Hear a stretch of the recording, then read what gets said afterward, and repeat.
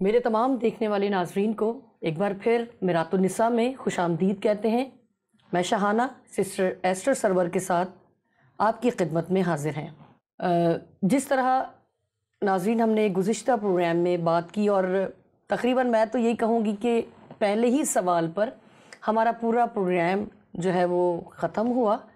اسی کو مد نظر رکھتے ہوئے اور اپنی بھی یادداشت کو دوبارہ سے دہرانے کے لیے اور اپنے ناظرین کو بھی دوبارہ سے یاد دلانے کے لیے کہ ہم کس پر بات کر رہے تھے، اسی سوال کو ریپیٹ کرتے ہوئے چاہوں گی کہ سسٹر ایسٹر سے دوبارہ سوال کیا جائے۔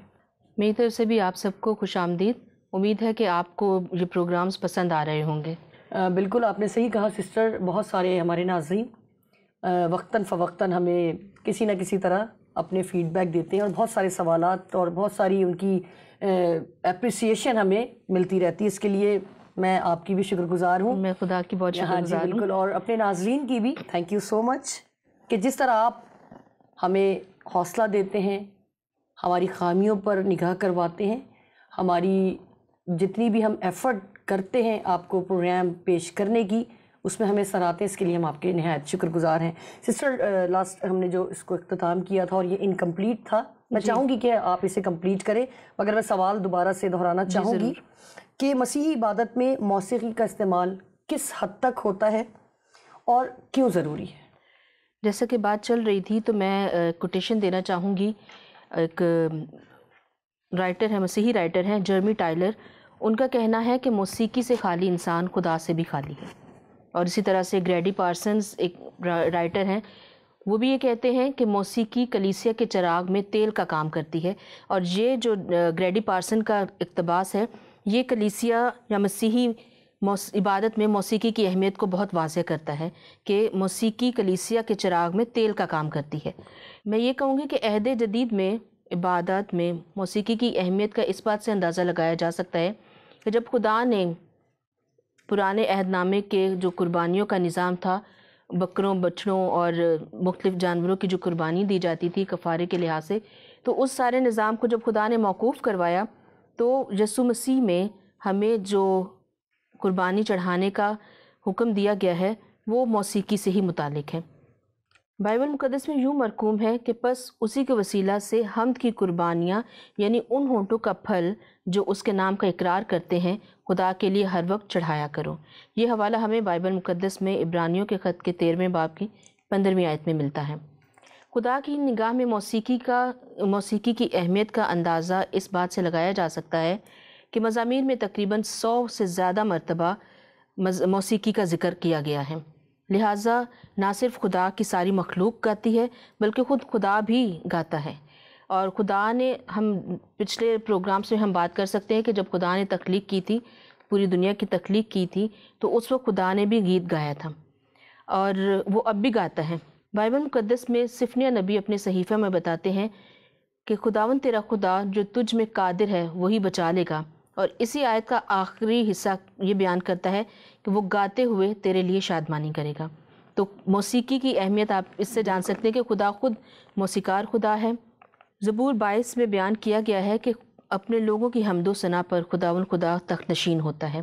تو یہ سارے جو حوالہ جات ہیں یہ موسیقی کی ریلیٹڈ ہیں، اور خدا عبادت کے دوران موسیقی کو پسند کرتا ہے، یہ اور موسیقی عبادت کے دوران کتنی اہم ہے، یہ سارے اس بات کو بیان کرتے ہیں۔ یہ بھی ہمیں ریفرنس ملتا ہے کہ گاتے بجاتے اس کی بارگاہ میں داخل ہو۔ ان تمام حوالہ جات سے ہم یہ بھی سیکھتے ہیں کہ موسیقی نہ صرف خدا کی ذات کا حصہ ہے بلکہ خدا کے ازلی نجات بخش منصوبے کے شروع اور اس کے اختتام کا حصہ ہے، کیونکہ ہم نے سیکھا کہ خدا کے پاس جب ہم جائیں گے آخرت میں، جب سب دنیا کا انصاف ہو جائے گا اور جو خدا کے لوگ ہیں وہ اس کی حضوری میں اس کے سامنے کھڑے ہوں گے، تو آسمان پر ہمارا ایک ہی کام ہوگا کہ اس کے بندے اس کی عبادت کریں گے۔ کیا بات! اسی وجہ سے ہم یہ کہہ سکتے ہیں کہ سنگیت جو کہ خدا کی دنیاوی تخلیق میں بھی موجود ہے، اسی کی وجہ سے خدا ہمیں ایک غنائی قوم کی صورت میں، یعنی ایک گانے والی قوم کی صورت میں دیکھنا چاہتا ہے جو کہ دن رات اس کی عبادت اور پرستش میں مصروف رہیں۔ مجھے یہاں پر ایک خدا کے عظیم پرستار جو کہ اس دنیا میں تو نہیں ہے مگر وہ مسیح میں جو ہے وہ سوئے ہیں، اور یقیناً اس وقت میرا ایمان ہے کہ وہ خدا کے برگزیدہ لوگوں میں شامل ہوں گے اور خدا کی پرستش کر رہے ہوں گے۔ ان کا نام بڑی احترام سے لینا چاہوں گی، بردر ارنسٹ مل۔ میرے ذہن میں بالکل یہی نام جی تھا. تو ان کی میٹنگس میں نے بھی اٹینڈ کی اور یقیناً لاکھوں ایسے میرے ویورز ہوں گے, دیکھنے والے میرے ناظرین ہوں گے جو ان سے واقف ہوں گے, اور اگر نہیں ہیں تو آپ سرچ کریں یوٹیوب پہ, بردر ارنسٹ ول کا نام لکھتے ہیں, تو وہ اپنے کوسٹ میں میوزک سے ہی کلام کرتے تھے, بالکل میوزک سے ہی دعا کرتے تھے, اور میوزک سے ہی پرستش ہوتی تھی. میں نے بائی سیلف خود وہ میٹنگز اٹینڈ کی ہیں اور میں نے پرسنلی بہت بلیسنگز حاصل کی, بلکہ میں یہ یہاں پر میرات النساء میں گواہی دینا چاہوں گی کہ میں نے خداوند یسوع کو اپنا نجات دہندہ انہی کی میٹنگ میں ایکسیپٹ کیا, قبول کیا, اور بہت ہی بابرکت وہ خادم پرستش کیا کرتے تھے, اور بہت سارے بلکہ میں کہوں گی لاکھوں لوگوں نے بالکل نجات حاصل کی ہوگی, کیونکہ انسانوں کے وسیلے ہی خدا کلام کر رہا ہوتا ہے. کوئی نہ کوئی ایسا وسیلہ خدا بناتا ہے جی کہ جس کے آپ بغیر جو جا نہیں سکتے. مگر میں شکر ادا کرتی ہوں ایسے, اور صرف یہی نام نہیں ہے, بہت سارے ایسے خادم ہیں, مگر کسی ایک کا نام لینا جو ضروری سمجھا تھا وہ میں نے یہی لیا. باقی سسٹر میں چاہوں گی کہ اگلے سوال کی طرف بڑھے, ایسا نہ ہو کہ ایک ہی سوال پہ ہمارا پھر سے. ہماری کوشش تو یہی رہے گی کہ ہم اس پروگرام میں زیادہ سے زیادہ باتیں بیان کر بالکل سکیں. بالکل ضرور. اچھا سسٹر, میں چاہوں گی اگلے سوال کی طرف بڑھتے ہوئے کہ اگر ہم دنیاوی موسیقی کی بات کرتے ہیں جی تو بہت ساری ایسی موسیقی کی دھنیں ہیں جس کی صرف دھن ہمیں اتنی اٹریکٹ کرتی ہے کہ ہم اس کے الفاظوں پر, لفظوں پر غور نہیں کرتے, اور اگر غور کریں تو وہ غیر قوم سے ہوتی ہیں یا غیر زبانیں ہوتی ہیں جسے ہم انڈرسٹینڈ نہیں کر سکتے. مگر کیونکہ ہمارا خدا بہت بڑا, میں کہوں گی سب سے بڑا میوزیشین ہمارا خدا ہے, بالکل بالکل, تو وہ ہمارے اندر بھی جو ہے وہ جراثیم صلاحیت کرتے ہیں کہ ہمیں چاہے وہ کسی بھی قوم سے ہو میوزک ضرور اٹریکٹ کرتی ہے, چاہے وہ کسی بھی قسم کی ہو میوزک. اور اگر آپ کا میوزک سے وابستگی ہے, آپ اس میں ان ہے, آپ کا پیشن میوزک ہے, تو آپ کو کسی بھی لینگویج میں میوزک چل رہی ہو نا تو آپ کے قدم رک جائیں گے, یا آپ تھرکنے لگیں گے, یا آپ مسحور کن انداز میں سکون محسوس کر رہے ہوں گے. بالکل ایسا ہی ہوتا ہے. ایسا ہی ہے. جب دنیاوی موسیقی اتنی اٹریکٹ کرتی ہے, اگر میں اپنی بات کروں, ابھی گزشتہ دنوں میں نے میوزک ایک میری نگاہ سے گزری تو میں نے اس کو سنا, افغانی سانگ تھا, اس کے لفظ مجھے بالکل سمجھ نہیں آئے کیونکہ مجھے زبان نہیں ہے. ہاں جی بالکل, مگر جب میں نے اس کی میوزک سنی تو میں سنتی رہی, اور اتنی مسحور کن میوزک تھی کہ میں اس کو شیئر کرنے سے رک نہ سکی. صحیح. اور میرے جتنے سرکل میں میرے فرینڈز ہیں, میرے بھائی بہن جن کو میوزک سے لگا ہوا ہے, جی بالکل, ان سب کو میں نے سینڈ کیا. صحیح. اور بہت اچھا رپلائی آیا مجھے کہ مزہ آ گیا, کیونکہ ہم اپنے فرینڈ سے واقف ہوتے ہیں کسی میوزک سے لگا ہر ایک کا ٹیسٹ الگ ہوتا ہے, تو اسی کے مطابق کچھ ہیں جو انگلش پسند کرتے ہیں, کچھ مگر کچھ ہیں جو صرف میوزک پسند کرتے ہیں, ان کو الفاظوں سے کوئی مطلب نہیں. وہ ایک سنگل انسٹرومنٹ کی دھن بھی ہو سکتی ہے, کسی کی بھی ہو, فلوٹ کی بھی دھن بہت ہی مدھر اور بہت خوبصورت میٹھی, میں کہوں گی کہ جی جی. جب میں اس کو سن کر نہیں رہ سکی, یہ دنیاوی میوزک کی بات ہو رہی ہے. ٹھیک ہے. اگر ہم کلام کی بات کرتے ہیں تو کلام پھر دنیاوی طور پر ہم اس موسیقی کو احمقوں کا راگ کیوں کہتا ہے؟ بہت سارے لوگ اس بات کو نہیں سمجھتے کہ دنیاوی موسیقی اس قدر اٹریکٹیو کیوں ہے, اور نہ اس کی وجہ کو سوچنے کی کوشش بھی نہیں کرتے ہیں. اگر کلام کی ہم بات کریں تو کلام اس چیز کو احمقوں کا راگ کہتا ہے, تو کلام تو ہم کہہ ہی نہیں سکتے کہ کہیں غلط ہے, کیونکہ کلام ہی سچائی ہے, اور اسی سچائی کے وسیلہ سے ہم نجات حاصل کرتے ہیں. تو اس سوال کا جواب یہ ہے, اس کے لیے پھر ہمیں تخلیق کی طرف جانا پڑے گا, شروعات کی طرف جانا پڑے گا. جس طرح سے خدا نے انسان کو تخلیق کیا, بالکل اسی طرح, بلکہ اس سے پہلے خدا نے فرشتگان کو تخلیق کیا. اور جب خدا دنیا کی تخلیق کر رہا تھا انسان کی تخلیق سے پہلے, تو اس وقت میں آسمان پر فرشتگان کا جو گروہ تھا وہ خدا کا ثنائی گروہ تھا, خدا کی ثنا کرنے والا گروہ تھا. اور اس گروہ کی رہنمائی لوسیفر کیا کرتا تھا, جسے بائبل مقدس میں اور بھی کئی نام جیسے صبح کا ستارہ, فجر کا فرزند وغیرہ کہا گیا ہے. یہ سب نام بائبل مقدس میں ابلیس کے لیے استعمال کیے گئے, اور ابلیس جو نام ہے وہ اس کو گرائے جانے کے بعد دیا گیا. بالکل. جیسا کہ اس کے نام سے ظاہر ہے, وہ صبح کا ستارہ تھا, اور ممسوح کروبی ہوتے ہوئے, کیونکہ خدا کا بہت ہی مقرب فرشتہ تھا, وہ انتہائی خاص مسح شدہ خدمت اس کے ذمہ تھی. وہ سایہ افغن ہوتے ہوئے خدا کے پہاڑ پر خدا کے تخت کو اپنے پروں سے ڈھانپے ہوئے تھا. کیا بات ہے. اور بائبل بیان کرتی ہے کہ اپنی خوبصورتی اور حکمت میں وہ خاتم الکمال تھا. کیا بات ہے. اسی طرح سے خاتم سازی، یعنی جتنی بھی صنعتیں خدا نے بنائیں ان کی خاتم سازی اور نگینہ بندی کی صنعت اس کی پیدائش کے روز سے ہی اس کے ساتھ تھی. یہ ساری جو تخلیق اس کے حوالے سے ہے وہ ہمیں بائبل مقدس میں یرمیہ کی کتاب میں اس کے بارے میں ملتا ہے. بلیسنگز تھی اس کے پاس. اور خدا نے اس سے موسیقی کے سازوں سے تخلیق کیا تھا. یہ سب سے اہم بات ہے. واہ.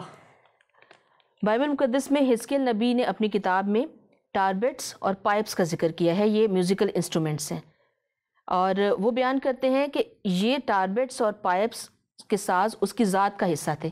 جیسے میں نے بتایا نا کہ سازوں سے اس کو تخلیق کیا گیا تھا، تو وہ ان سازوں کو بخوبی استعمال کرنا جانتا تھا اور وہ ان سازوں کو خدا کی حمد و ثنا کے لیے ہی استعمال کیا کرتا تھا.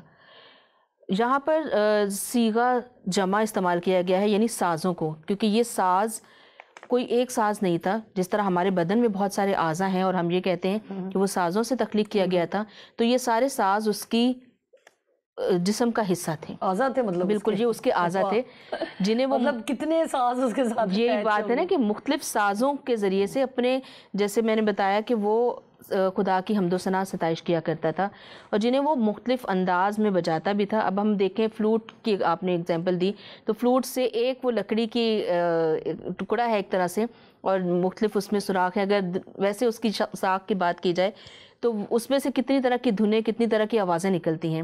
بالکل اسی طرح سے طبلہ اگر ہم لیں تو طبلے میں سے بھی کئی طرح کی آوازیں نکلتی ہیں. بہت سارے ایسے، میں نے ایک دفعہ سنا تھا ایک جگہ پر، بہت ہی ماہر طبلہ نواز تھا اور اس نے بارش کے جو بادل گرجنے کی آواز طبلے سے نکالی، گھوڑے کی ٹاپ کی آواز طبلے سے نکالی. کیا بات ہے. تو اس طرح جو ممسوح کروبی تھا وہ اپنے بدن کے مختلف سازوں سے خدا کی تعریف و تمجید کیا کرتا تھا.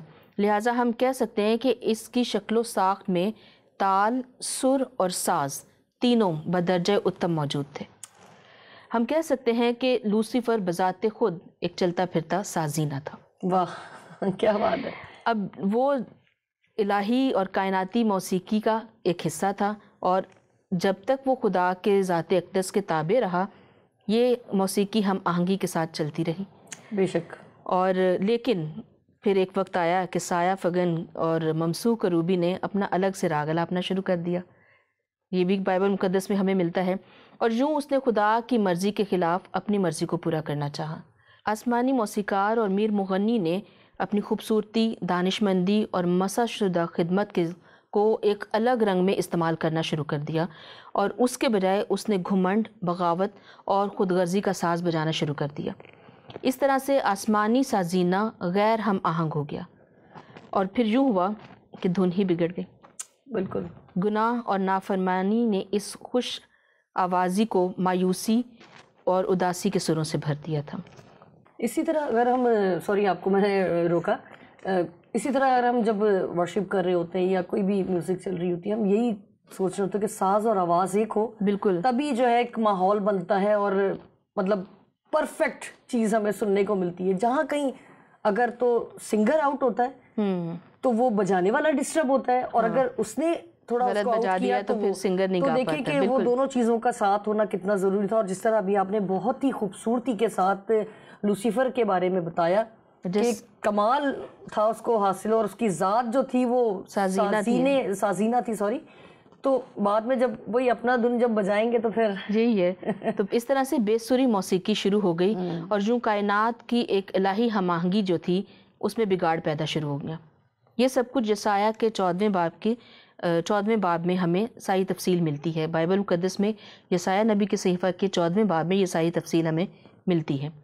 لوسیفر کے اندر یہ شدید خواہش پیدا ہو گئی تھی کہ اسی کی عبادت کی جائے اور یوں اس نے خدا بننے کی خواہش اور حسرت کو حاصل کرنے میں اپنا مقام کھو دیا اور تیسرے آسمان سے پھر خدا نے اس کو نیچے گرا دیا. آپ کو پتہ ہے خدا، ہمارا خدا غیور خدا ہے اور جس طرح جب وہ یہ کہتا ہے کہ میرے حضور کسی اور غیر معبود کی تمجید نہ کی جائے، اسے سجدہ نہ کیا جائے، بالکل، تو وہ کیسے یہ برداشت کرتا کہ وہ اس کی تخلیق ہی اٹھ کر اس کے حضور کھڑی ہو جائے اور اس کے آگے وہ اپنا سر اٹھائے. تو لوسیفر نے اپنی اس بغاوت میں اور بھی کئی فرشتگان کو شامل کر لیا. تو یوں یہ تمام پورے کا پورا گروہ جو ہے وہ نیچے پھینک دیا گیا. لیکن ہمارا خدا جو ہے وہ نہایت ہی مہربان ہے کہر کرنے میں دھیما اور شفقت میں غنی ہے۔ خدا کی رحمت کا آپ مظاہرہ دیکھیں کہ خدا نے جب لوسیفر کو نیچے گرایا تو خدا نے کوئی چیز اس سے واپس نہیں لی۔ جو اس کی خصوصیات اس کی پیدائش کے وقت اس کے ساتھ تھیں، ان تمام خصوصیات کے ساتھ، یعنی اپنی حکمت و دانش، اپنی خوبصورتی اور اپنی موسیقی کی نعمت کے ساتھ اسے زمین پر پٹکا گیا۔ یہی وجہ ہے کہ پھینکے جانے کے بعد وہ ان تمام چیزوں کو نسل انسانی کو بھٹکانے کے لیے، میں یہی سوچ کر مسکرا رہی تھی کہ شاید میرے ناظرین پریشان ہو گئے ہوں گے کہ سسٹر ایسٹر بہت سیریس بات کر رہی ہے اور میں مسکرا رہی ہوں۔ میں یہی سوچ کے مسکرا رہی تھی کہ وہ جو پازیٹیو چیزیں تھیں اس کے پاس، جس سے وہ بہت ہی ایکسٹرا آرڈنری جو ہے پرفارمنس دیا کرتا ہوگا۔ اگر آپ جب بات کر رہی تھیں اس کی خوبصورت آواز کی، اس کی سازوں کو بجانے کی، تو میرے مائنڈ میں ایک ویژول چل رہا تھا کہ اگر ہم کسی بڑے بڑے میوزیشنس کو سوچتے ہیں، کسی سنگر کو سوچتے ہیں، تو ایک بہت بڑا کراؤڈ اور بہت خوبصورت اس کی آواز ہوگی، وہ پتہ نہیں کیا کیا ساز بجا رہا ہوگا، اور جب اس کو اس سے نکالا گیا تو اب وہ اس کو اپوزٹ وے میں یوز کر رہا ہے۔ اور اگر دیکھیں دنیاوی میوزک میں ہم جو مطلب دیکھتے ہیں اپنے دوسرے بہن بھائیوں کو، وہ اس قدر مگن ہو جاتے ہیں کہ انہیں پتہ ہی نہیں ان سے کون سا گناہ سرزد ہو رہا ہے، کون سی خطائیں ان سے ہو رہی ہیں، تو وہ اسی سینس میں ہم چلے جاتے ہیں کہ وہ بالکل اپوزٹ ہو گیا ہے۔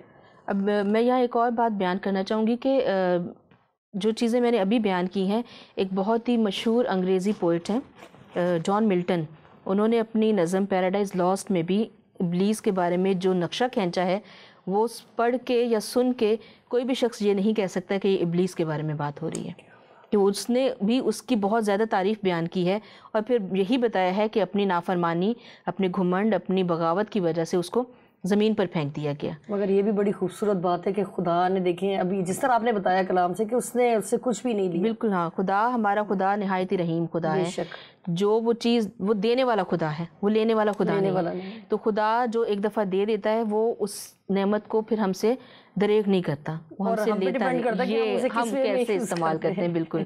اب پھر جو حکمت و دانش اور موسیقی کی نعمت اس کے ساتھ تھی، جو اس کی تخلیق کا حصہ تھی، وہ ایز اٹ از ابھی بھی اس کے ساتھ ہے، اور اب وہ اس سے نسل انسانی کو شیطانی اب وہ چونکہ روحانی تو نہیں رہی نا، وہ نعمت اس کی اب شیطانی بن گئی اور نفسانی ہو گئی ہے۔ تو یہ نفسانی موسیقی ہی وہ استعمال کر رہا ہے، جس کے لیے خدا کا کلام ہمیں منع کرتا ہے۔ بالکل، جس کو وہ خدا کے لوگوں کے خلاف استعمال کر رہا ہے کہ وہ خدا سے دور رہیں، اور غیر اخلاقی یا جو بھی اس موسیقی کو سن کر ان کے اندر جذبات پیدا ہوتے ہیں، وہ ان کو استعمال کر رہا ہے۔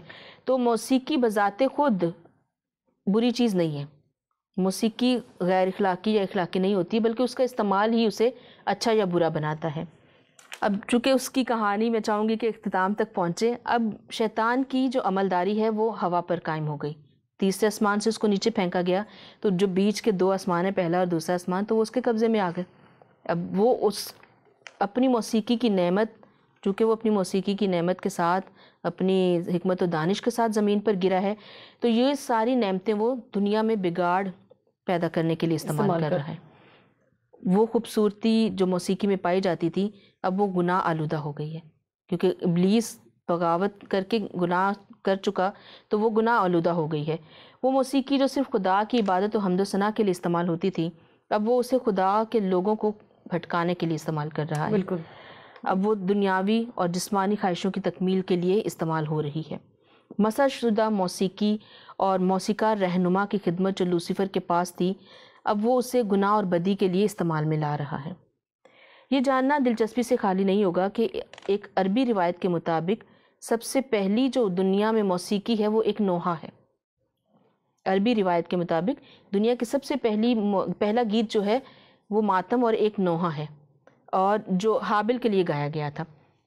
چونکہ زمین پر دنیاوی طور پر پہلا گناہ جو ہے، اس سے پہلا گناہ تو باغ عدن میں ہوا نا، تو زمین پر دنیاوی طور پر سب سے پہلا گناہ حابل کا قتل ہے، تو اسی وجہ سے پہلا جو گیت ہے وہ بھی ایک ماتم اور ایک نوحہ ہے۔ دنیاوی سرگرمیاں جتنی بھی ہیں وہ ہمیشہ گناہ سے جڑی ہوتی ہیں، جبکہ خدا کی موسیقی میں عبادت کا عنصر نہایت ہی نمایاں ہے۔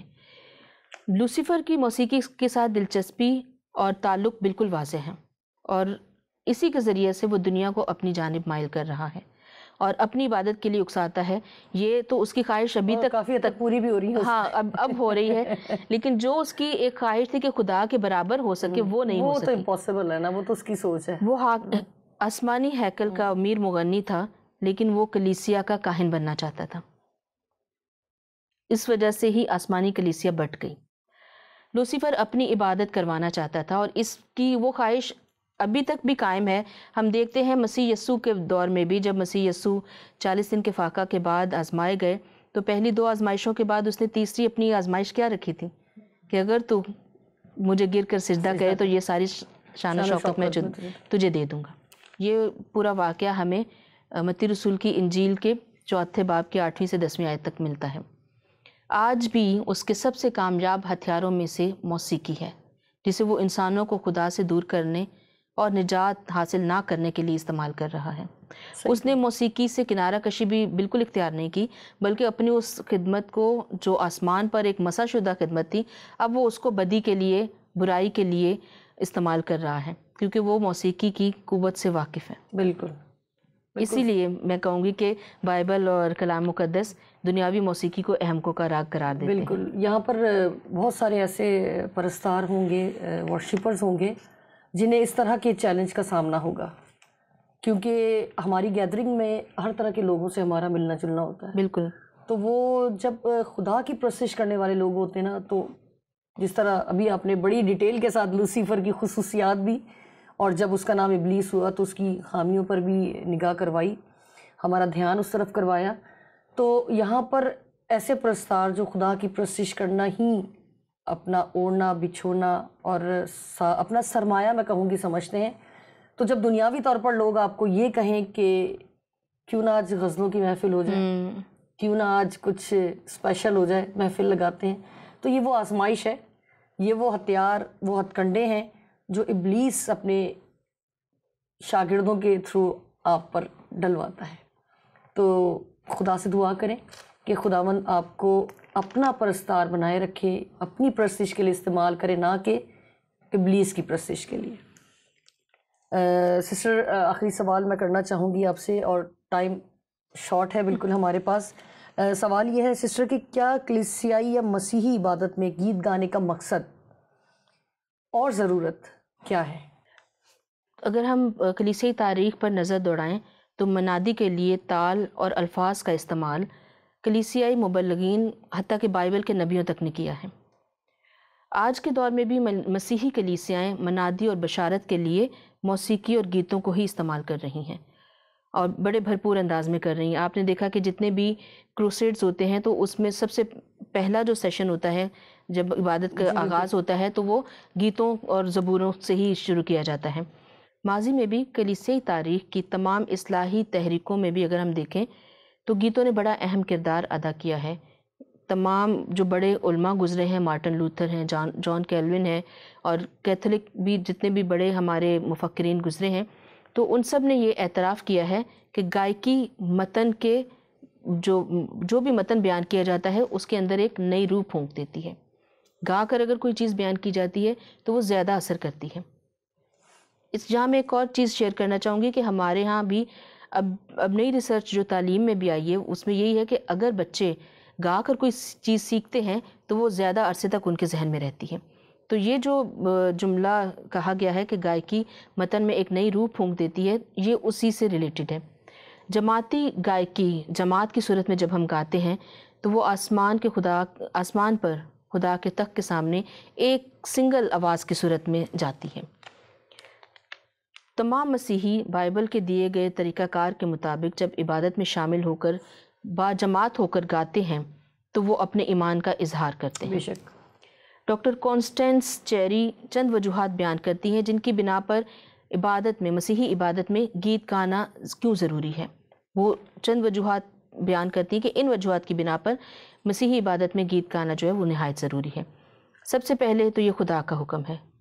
کلام مقدس میں نئے عہد نامہ میں کرنتھیوں کے خط کے 14ویں باب کی، پہلا کرنتھیوں کا خط اس کے 14ویں باب کی 24ویں آیت، افسیوں کے خط کے 5ویں باب کی 19ویں آیت اور گلتیوں کے خط کی 3 باب کی 16ویں آیت کے مطابق گیت گانا کوئی ایک چناؤ، کوئی ہماری چوائس نہیں ہے، بلکہ یہ ایک حکم ہے۔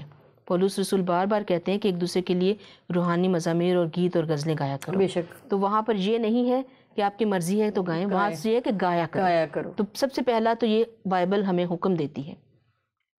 دوسری بات یہ ہم اس لیے گاتے ہیں کہ یہ حق ہمیں بائبل مقدس سے ملا ہے. کیا بات ہے. خدا نے حضرت داؤد کے وسیلہ سے ہیکل میں لاویوں کو مقرر کروایا اور باقاعدہ ایک گائیکی کا نظام متعارف کروایا. منظم انداز میں لاویوں کے گھرانوں اور گروہوں کو گانے کا حکم دیا گیا تھا. داؤد نبی نے اس نظام کو منظم انداز سے متعارف کروایا اور بائبل مقدس بیان کرتی ہے کہ لاوی جو تھے, جو منتخب شدہ لوگ تھے, وہ ہیکل کی تعمیر سے پہلے ہی ان کو چن لیا گیا تھا اور تقریباً 4000 کے قریب لاوی گیت گانے کے لیے مقرر کیے گئے تھے, جن میں سے تقریباً 288 لوگوں کو صرف گانے کے لیے مقرر کیا گیا تھا, جو بربط, ستار اور جھانجھ کے ذریعے سے عبادت اور پرستش کرتے تھے. پرفیکٹ پلیئر ہوں گے یقیناً. تیسری بات جو ڈاکٹر کانسٹنس ٹیری بیان کرتی ہیں وہ یہ ہے کہ ہم اس لیے گاتے ہیں کہ ہم انفرادیت کی دیوار کو توڑیں. زبردست بات. اور جماعتی طور پر گاتے ہوئے ایک دوسرے کے ساتھ تعلق قائم کریں, یعنی روحانی تعلق قائم کریں. اور چوتھی بات یہ ہے, یہ ہمارے ایمان کے اظہار کا وسیلہ ہے. بطور مسیحی جب ہم گیت گاتے ہیں تو گیتوں کے دوران ہم اپنے کئی عقائد کا اقرار کرتے ہیں. پانچویں بات یہ ہے کہ ہم جب گاتے ہیں تو ہم اپنی برادری کو تحریک دیتے ہیں. جب با مقصد کلام بیان کیا جاتا ہے اور جو پڑھا جاتا ہے متن خوبصورت اور مسحور کن دھنوں اور مختلف آوازوں کے ساتھ یہ گیتوں کا چناؤ جب کرتے ہیں تو یہ سب ہم آہنگ ہو کر تحریک دیتے ہیں اس پیغام کی طرف جو خدا کا خادم بیان کرنے کو ہوتا ہے.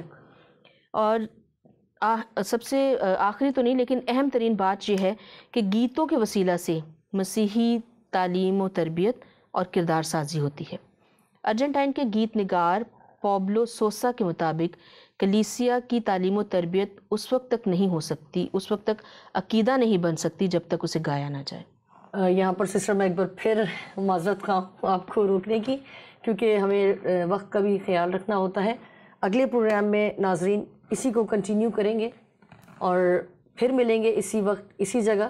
اپنی آراء, اپنی قیمتی آراء سے ہمیں آگاہ کرتے رہیے گا. اجازت دیجیے. خدا حافظ.